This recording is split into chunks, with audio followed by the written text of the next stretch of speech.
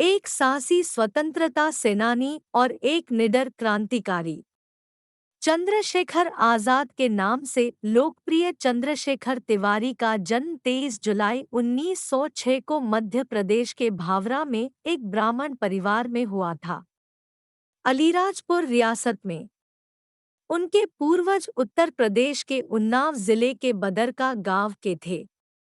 उनकी मां जागरानी देवी सीताराम तिवारी की तीसरी पत्नी थी, जिनकी पिछली पत्नियां युवावस्था में ही मर चुकी थी।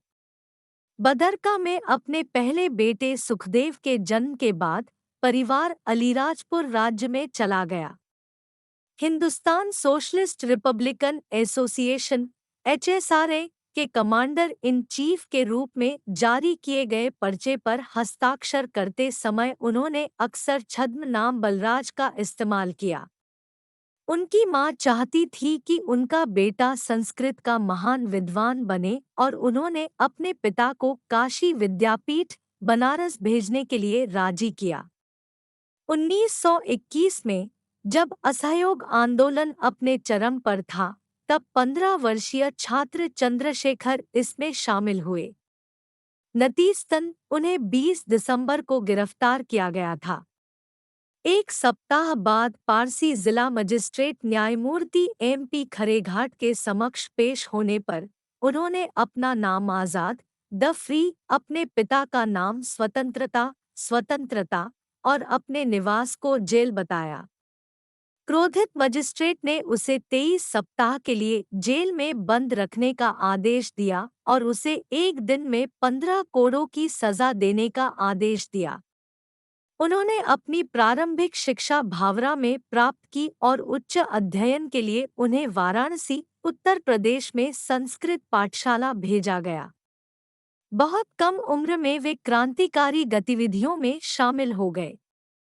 वह महात्मा गांधी द्वारा शुरू किए गए असहयोग आंदोलन में शामिल हुए। क्रांतिकारी गतिविधियों में लिप्त होने के दौरान ब्रिटिश पुलिस द्वारा पकड़े जाने पर उन्हें पहली सजा के रूप में 15 चाबुकों की सजा सुनाई गई थी। उस समय उनकी उम्र महज 15 साल थी। इस घटना के बाद चंद्रशेखर ने आजाद की उपाधि धारण की और चंद्रशेखर आजाद के नाम से जाने गए। उनके परिवार की आर्थिक स्थिति का मतलब था कि चंद्रशेखर को बहुत ही कम उम्र में नौकरी करनी पड़ी। उनके निजी ट्यूटर ने उन्हें तहसील कार्यालय में नौकरी दिला दी, लेकिन कुछ समय बाद चंद्रशेखर भाग गए क्योंकि हर बार जब कोई उच्च अधिकारी आता तो उन्हें उनके सामने झुकना पड़ता था, जिससे उन्हें नफरत थी। स्वतंत्रता की तलाश में चंद्रशेखर 1920 के दशक की शुरुआत में एक पेडलर के साथ बॉम्बे गए और शिपिंग यार्ड में कुली के रूप में काम किया। बम्बई में रहते हुए उन्हें मजदूर वर्ग की दयनीय परिस्थितियों का प्रत्यक्ष अनुभव प्राप्त हुआ।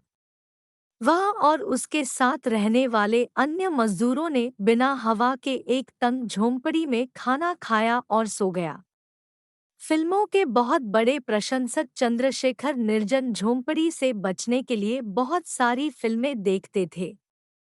आजाद के बॉम्बे प्रवास पर टिप्पणी करते हुए उनके करीबी सहयोगी और जीवनी लेखक विश्वनाथ वैशंपायन लिखते हैं, उन्होंने डॉकयार्ड में 7 में से 6 दिनों के लिए काम किया और उन्होंने जो भी पैसा कमाया उन्होंने रविवार को एक मूवी टिकट और एक नई शर्ट खरीदी, शर्ट को फेंक दिया जो उन्होंने पूरे सप्ताह पहनी थी।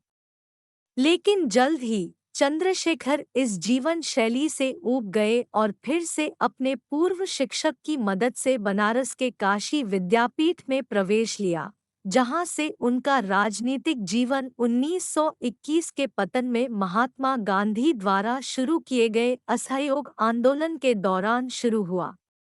15 साल के किशोर के रूप में वह आंदोलन का हिस्सा बन गया और जब एक प्रदर्शन के दौरान पुलिस द्वारा पकड़ा गया तो उसे मजिस्ट्रेट के सामने पेश किया गया।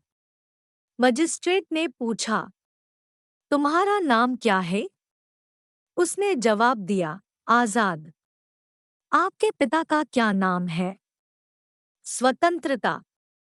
तुम कहाँ रहते हो? कारागार। इन उत्तरों से मजिस्ट्रेट बहुत क्रोधित हुआ और उसे 15 चाबुकों की सजा सुनाई। आजाद ने बहुत बहादुरी से अपनी सजा का सामना किया और एक एक चाबुक पर महात्मा गांधी की जय के नारे लगे।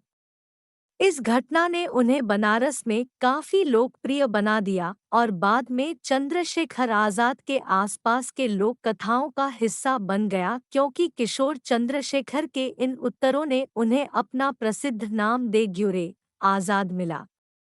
जल्द ही युवा चंद्रशेखर कांग्रेस नेताओं द्वारा आयोजित बैठकों का एक नियमित हिस्सा बन गए, जो अदालत की घटना के बारे में बताने के बाद उन्हें आजाद के रूप में पेश करते थे। चंद्रशेखर ने असहयोग आंदोलन में सक्रिय रूप से भाग लिया, लेकिन इसकी अचानक वापसी ने उन्हें पीड़ा दी, जिसके कारण वे सशस्त्र क्रांतिकारी आंदोलन की ओर बढ़ने लगे।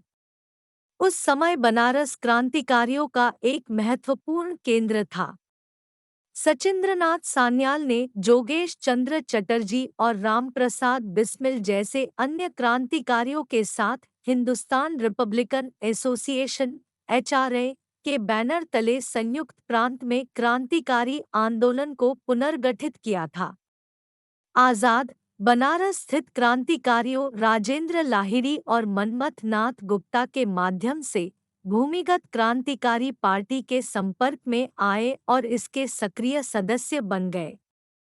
प्रारंभ में उन्हें पर्चे बांटने और पार्टी के विभिन्न सदस्यों के बीच एक कुरियर के रूप में कार्य करने का काम सौंपा गया था। क्रांतिकारी दल के एक सक्रिय सदस्य के रूप में आजाद को क्रांतिकारी साहित्य से परिचित होने की भी आवश्यकता थी।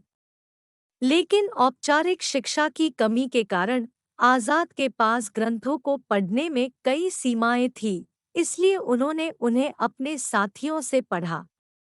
HRA का पूर्ण सदस्य बनने के क्रम में आजाद ने इतालवी राष्ट्रवादियों ग्यूसेप माज़िनी और ग्यूसेप गैरिबाल्डी की आत्मकथाएं पढ़ी, आयरिश क्रांतिकारी टेरेंस मैकस्विनी और बंदी जीवन सचिंद्रनाथ सान्याल की आत्मकथा। वह आयरलैंड की क्रांति, रूसी क्रांतिकारियों का इतिहास और गुरु गोविंद सिंह, शिवाजी, राणा प्रताप आदि की जीवनी जैसे ग्रंथों से भी परिचित थे, क्योंकि वे पार्टी के किसी भी नए सदस्य के लिए अनिवार्य पठन सूची का हिस्सा थे। बाद में HSRA के सुनहरे दिनों के दौरान आजाद ने अपने साथी शिव वर्मा को कम्युनिस्ट घोषणा पत्र पढ़ने के लिए कहा। जब आजाद क्रांतिकारी पार्टी के कमांडर इन चीफ बने तो उन्होंने अपने कार्यकर्ताओं को समाजवाद सिखाने के लिए लेखक सत्यभक्त से ABC ऑफ कम्युनिज्म नामक पुस्तक उधार ली।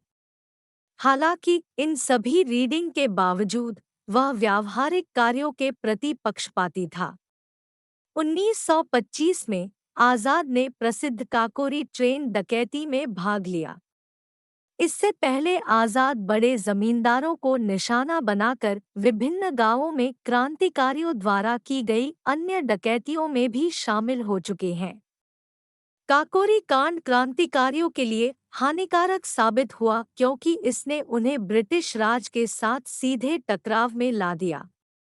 जैसे ही पुलिस ने क्रांतिकारियों के लिए बड़े पैमाने पर तलाशी शुरू की, कई लोगों को गिरफ्तार कर जेल में डाल दिया गया। हालांकि आजाद भागने में सफल रहा और झांसी चला गया, जहां वह कुछ वर्षों तक भेष बदल कर रहा। वास्तव में पार्टी के ठिकाने के बीच अनिर्धारित स्थानांतरित करने की उनकी क्षमता के लिए उन्हें बिस्मिल द्वारा क्विकसिल्वर उपनाम दिया गया था। 19 दिसंबर 1927 को काकोरी षड्यंत्र के नेता अशफाकुल्लाह खान, राम प्रसाद बिस्मिल और रोशन सिंह को औपनिवेशिक सरकार ने फांसी पर लटका दिया था। काकोरी कांड के बाद क्रांतिकारी दल पूरी तरह से अस्तव्यस्त हो गया था। आजाद अकेले सदस्य थे जो जेल से बाहर रह गए थे और पार्टी को फिर से संगठित करने की जिम्मेदारी उन पर आ गई थी। इस महत्वपूर्ण कार्य में उन्हें भगत सिंह और सुखदेव जैसे पंजाब के क्रांतिकारियों से अपार मदद मिली। उनके संयुक्त और अथक प्रयासों के कारण क्रांतिकारियों की एक नई फसल नई ऊर्जा और अधिक विकसित विचारधारा के साथ शक्तिशाली साम्राज्य को फिर से चुनौती देने के लिए तैयार थी। सितंबर 1928 में उत्तर भारत के कई क्रांतिकारियों ने फिरोज शाह कोटला के ऐतिहासिक खंडहरों में मुलाकात की और हिंदुस्तान सोशलिस्ट रिपब्लिकन एसोसिएशन का गठन किया। चंद्रशेखर आजाद को पार्टी के कमांडर इन चीफ और अनुपस्थिति में सैन्य विभाग के प्रमुख के रूप में चुना गया था। नवगठित सरा ने बड़े पैमाने पर हरा के उद्देश्य को बरकरार रखा लेकिन दो नए बिंदु जोड़े।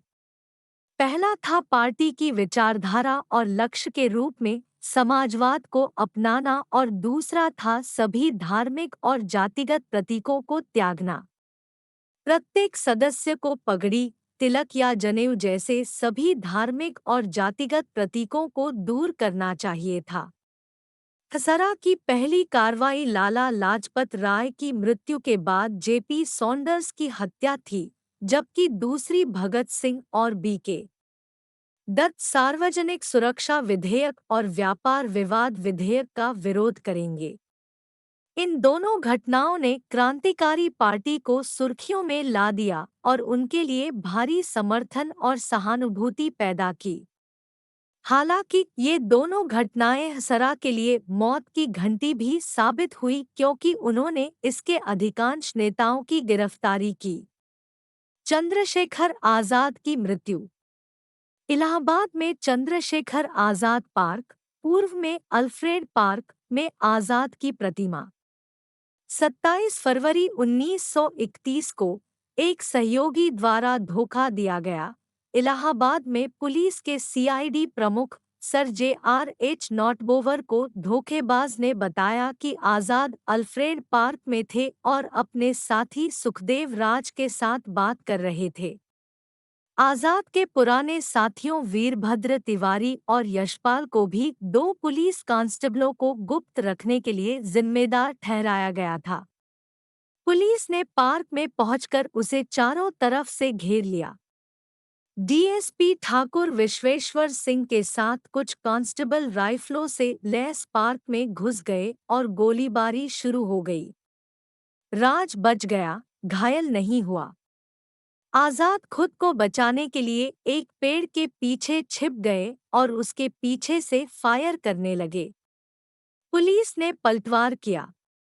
एक लंबी गोलीबारी के बाद हमेशा आजाद, स्वतंत्र रहने और कभी भी जीवित न पकड़े जाने की अपनी प्रतिज्ञा पर खरे उतरते हुए उन्होंने अपनी बंदूक की आखिरी गोली से खुद को सिर में गोली मार ली।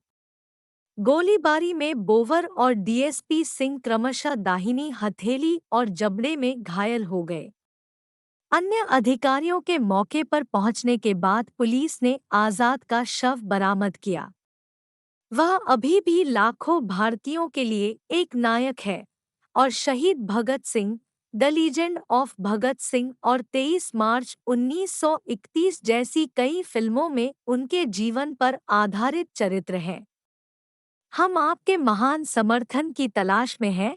कृपया सदस्यता लें, पसंद करें, साझा करें और टिप्पणी करें। धन्यवाद।